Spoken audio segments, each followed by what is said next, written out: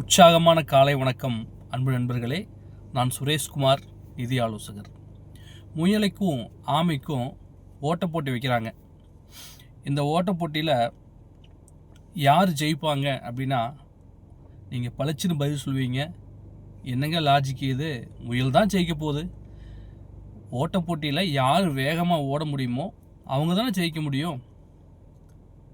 உண்மைதான் நண்பர்களே, நான் அதை மறுக்கலை. பட் நான் சொல்கிற இந்த போட்டியில் ஜெயித்தது ஆமை. என்ன நடந்தது? போட்டி ஸ்டார்ட் ஆயிடுச்சு. முயலும் ஆமையும் கலந்து கொள்கிற ஓட்ட போட்டி ஸ்டார்ட் ஆயிடுச்சு.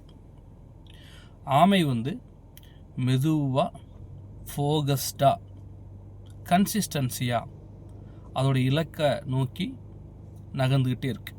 அது எங்கேயும் டைவர்ட் ஆகலை, திரும்பலை, ஸ்ட்ரெயிட்டாக ஓட்டப்போட்டியுடைய அந்த கோல் லைன் நோக்கி மெதுவாக நகர்ந்துகிட்டே இருக்கு.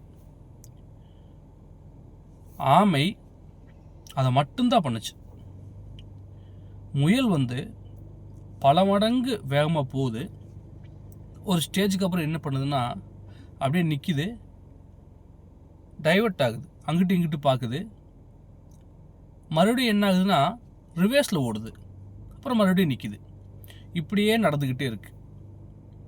ஒரு ஸ்டேஜில் ஆமை எங்கேயும் டைவர்ட் ஆகாமல் கன்சிஸ்டன்சியாக ஸ்லோவாக போனால் கூட ஃபோகஸ்டாக இருந்ததுனால அந்த ஓட்ட போட்டியில் ஆமை ஜெயிச்சிச்சு.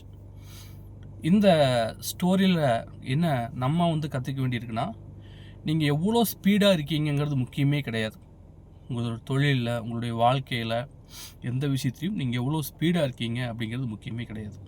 நீங்கள் எவ்வளோ ஃபோகஸ்டாக இருக்கீங்க, எங்கேயுமே டைவர்ட் ஆகாமல் அந்த கோலை நோக்கி நீங்கள் போயிட்டே இருக்கீங்களா அப்படிங்கிறதா மேட்ரு.